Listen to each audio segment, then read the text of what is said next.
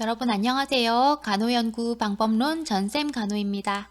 세 번째 단원인 간호연구 설계 및 자료 수집에서 네 번째 파트 자료 수집에 관한 내용입니다. 1번 자료 수집의 의미를 간호연구 측면에서 서술합니다. 간호연구의 목적은 실무에 기반이 되는 간호 지식체를 수립하여 실무를 개선하고 대상자에게 최대한의 서비스를 제공하여 전문직의 위상을 높이기 위해서이다. 그러므로 연구자는 관심 있는 간호 개념에 대해 타당도와 신뢰도가 높은 방법을 이용해 자료를 수집함으로써 개념 간의 관계에 대한 해답을 얻는 데 목적이 있다. 자료 수집을 위해 관찰 가능하고 측정 가능한 현상으로 조작화하고 다음에는 조작적 정의에 따라 적절한 자료 수집 방법을 선택해야 한다. 자료 수집 방법이 정확하지 못하면 연구 결과의 정확성이 떨어진다. 이를 방지하기 위해 연구자는 여러 가지 자료 수집 방법 중 신중하게 선택하여 사용해야 한다. 2번 생리적 변수의 측정입니다. 생리적 변수는 직접 또는 간접으로 측정할 수 있으며 한 가지 방법으로 정확히 측정하지 못할 경우에는 복합적인 방법으로 측정해야 한다. 측정될 변수의 변화를 정확하게 파악하기 위해서는 측정 기구가 민감해야 할 뿐 아니라 타당하고 신뢰성이 있어야 한다.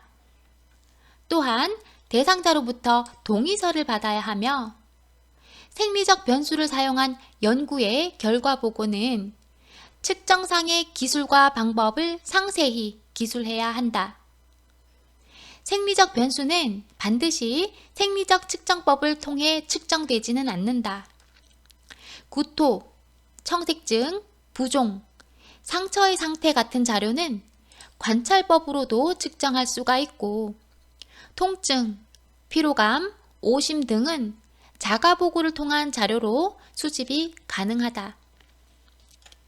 3번 생리적 변수를 측정하기 위한 기구가 갖추어야 할 조건에는 경제성, 신뢰성, 민감성, 타당성 4가지가 있습니다.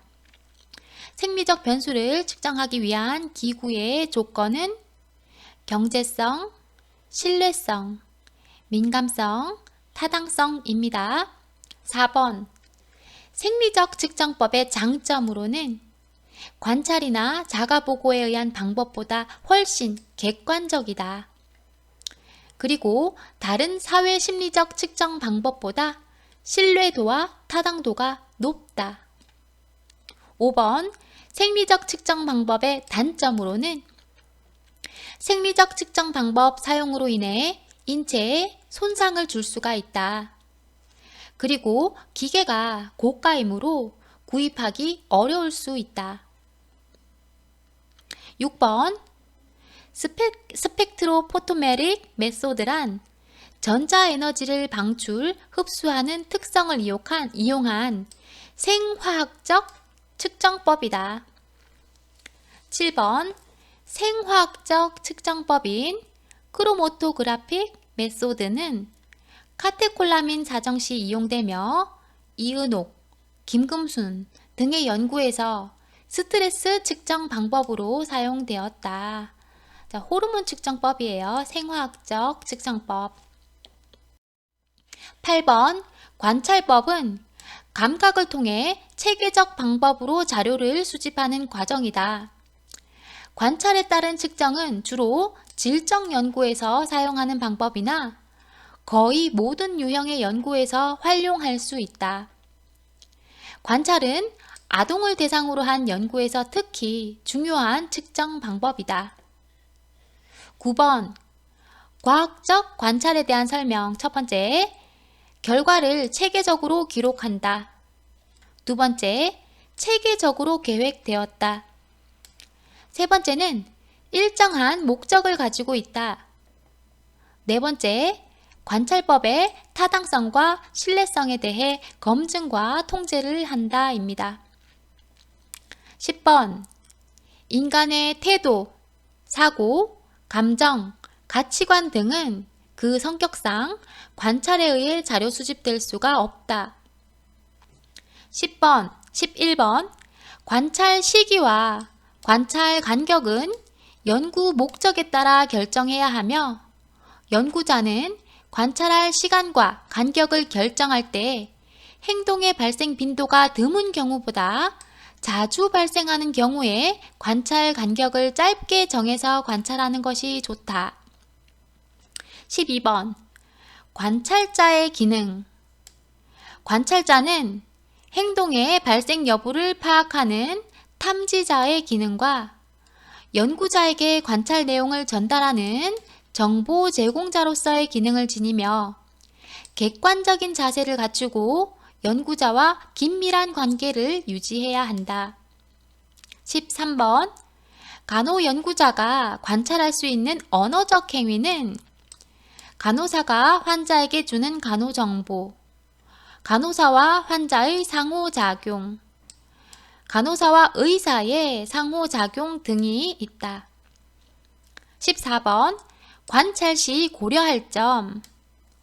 관찰 시기, 관찰 장소, 관찰 내용의 기록, 그리고 관찰자의 기능입니다. 관찰 시 고려할 점에 관찰 결과는 들어가지 않습니다. 15번 관찰법의 신뢰도를 높이기 위한 전략으로는 첫 번째, 인간의 시각과 청각은 관찰 도구로 제한점이 있으므로 보조수단으로 녹음기나 사진기, 비디오 테이프 등을 이용한다. 두 번째는 관찰자의 훈련이 필요하다. 관찰자에게 연구 목적, 관찰해야 할 행동이나 사건의 특성, 표집 전략, 관찰 도구에 익숙하게 해야 한다. 최종 관찰 상황과 비슷한 상황에서 시험적인 관찰을 하게 한 후에 관찰 때 문제점을 토론하고 관찰자에게 도구의 효율성을 개선하기 위한 제안 기회를 준다. 세 번째, 관찰 결과의 복수 평가를 한다. 즉, 관찰자의 훈련 기간 동안에 2명 이상의 관찰자가 같은 사건이나 상황을 관찰하고 기록한 결과를 비교하여 관찰자 간의 신뢰도를 평가한다. 16번 인간이 건강을 유지하도록 인간의 세포가 일정한 환경을 유지하려는 성질을 내적 환경의 항상성이라 한다. 17번 연구자가 동물 실험을 하는 이유는 첫 번째, 연구 계획을 신축성 있게 운영할 수가 있다. 두 번째, 현상에 대한 기전적 설명을 찾을 수 있다. 세 번째, 새로운 절차나 연구 과제를 검증할 수가 있다. 네 번째, 외생 변수를 통제할 수 있다. 다섯 번째, 더 철저히 측정할 수 있고 더 명확하게 개체 간의 비교를 할 수 있기 때문에 동물 실험을 합니다. 18번 동물 실험의 문제점에는 비용, 유용성 문제, 관리의 복잡성, 확실한 연구 현상이 나타나지 않는 경우도 있기 때문에 동물 모델에 대한 타당도가 문제시 된다.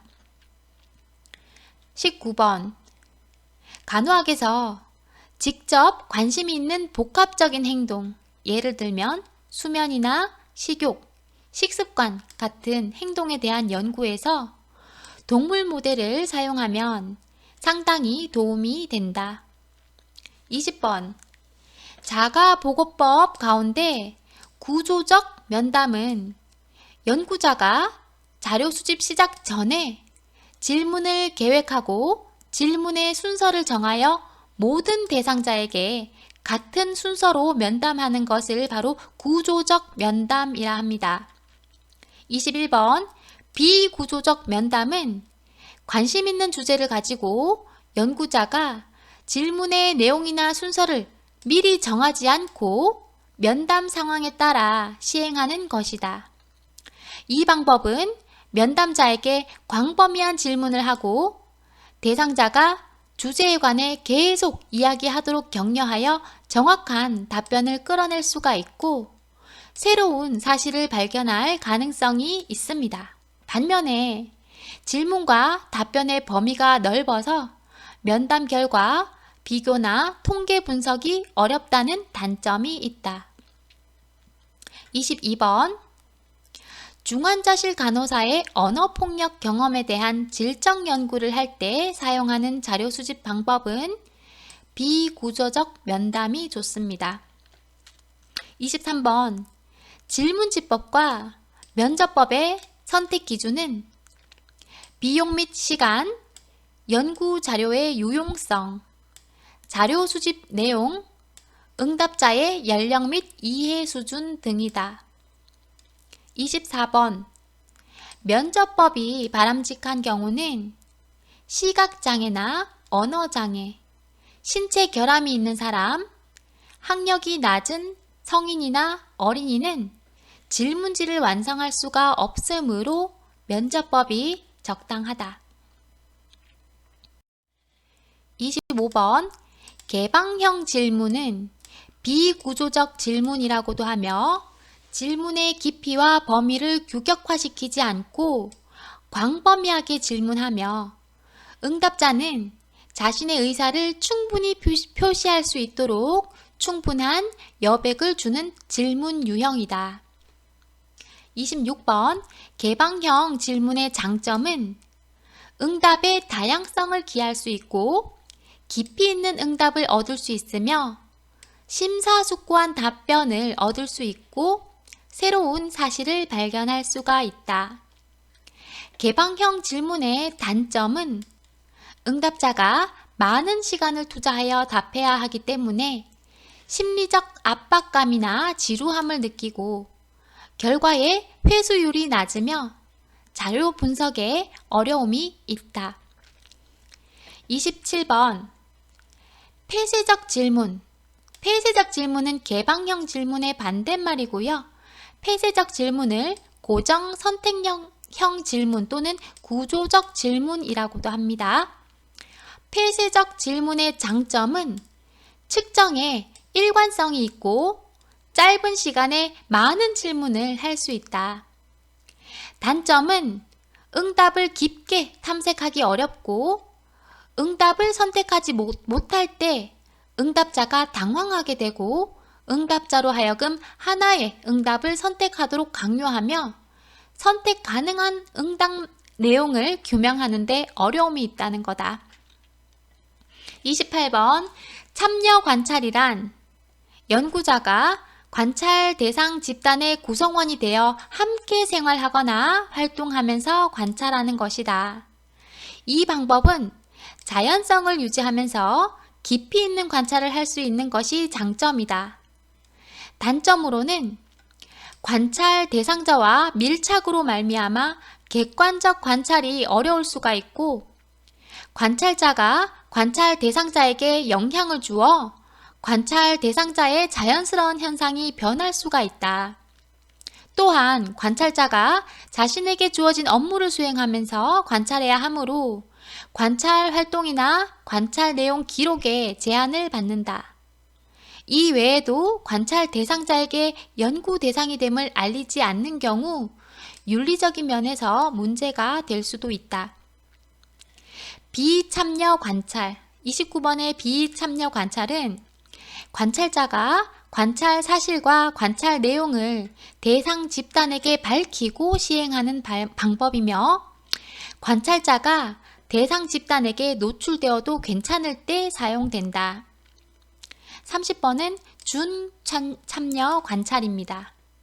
준참여 관찰은 비참여 관찰에서와 같이 외부인이 관찰하는 것이지만 피관찰자가 관찰당하고 있는 사실을 모르게 실시하는 방법이다.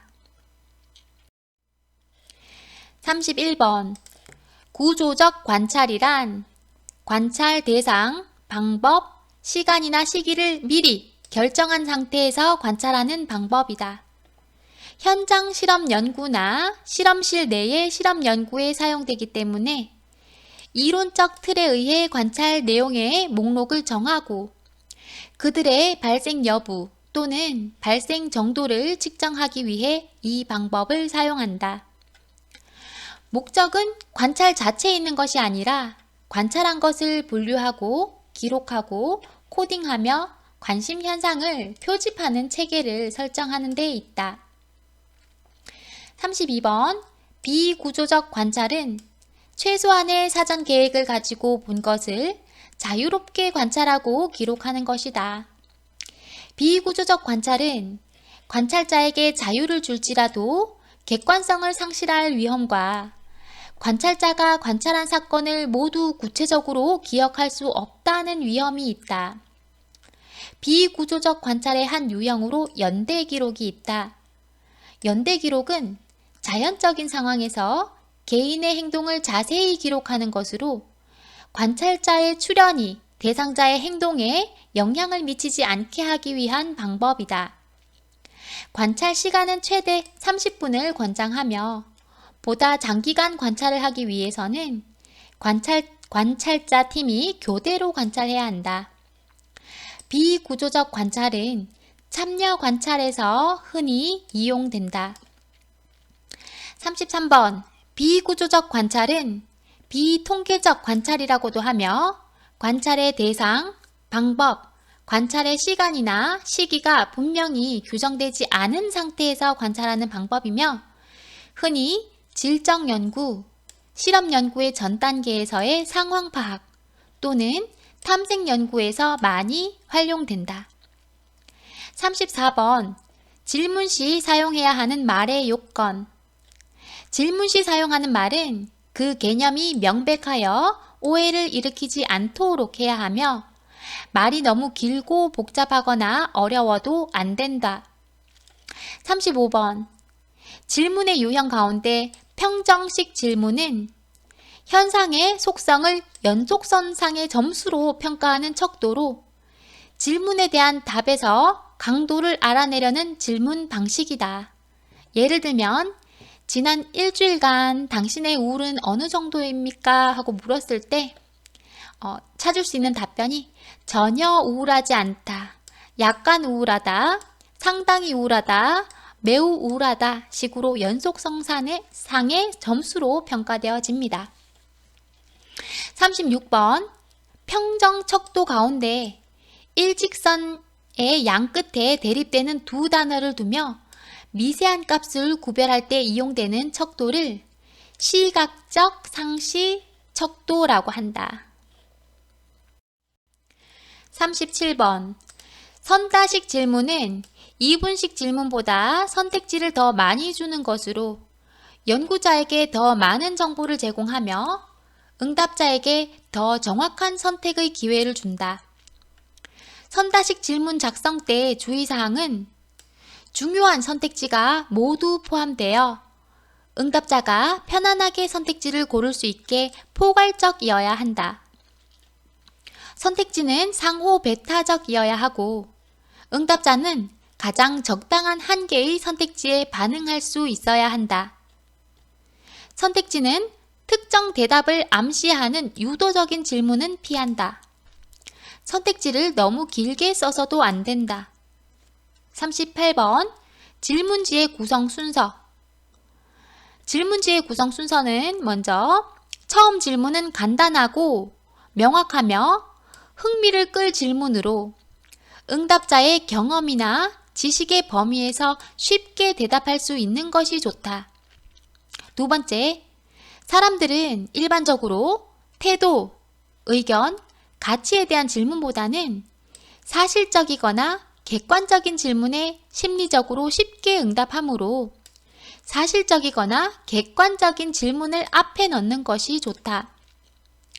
세 번째, 개인적이거나 자극적 또는 위협적 질문은 응답자가 질문 목적에 대해 의심을 일으킬 수 있으므로 질문지에 앞에 넣지 않는다. 네 번째, 응답자의 인구학적 특성에 관한 질문은 응답 의욕을 떨어뜨리는 질문이므로 끝부분에 배열하는 것이 좋다. 다섯 번째는 같은 주제에 대한 개방형 질문과 폐쇄형 질문이 포함된 경우 개방형 질문을 먼저 하는 것이 좋다. 이는 응답자에게 그들 자신의 말로 문제를 개념화할 기회를 주기 때문이다. 여섯 번째로 앞의 질문이 뒤의 질문에 영향을 줄 수 있음을 염두에 두어 질문을 배열한다. 같은 주제에 대해 일반적인 질문과 구체적인 질문이 모두 포함된 경우에 응답자에게 불필요한 암시를 주지 않기 위해 일반적인 질문을 먼저 하고 차츰 구체적인 질문으로 좁혀간다. 일곱 번째, 관련되는 질문은 연속으로 배열하여 응답자의 혼돈을 줄인다. 그러나 응답자의 일관성을 보려고 할 때는 질문을 떼어놓기도 한다.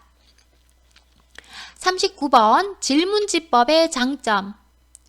자가보고법 질문지법의 장점은 사람들의 감정, 사고, 의견, 가치, 신념 등을 대하는 것이 불가능할 때 이용이 가능하며 현재뿐만 아니라 과거에 일어난 행동이나 사건, 미래를 계획하는 행동에 관한 자료도 수집할 수 있다는 점이다.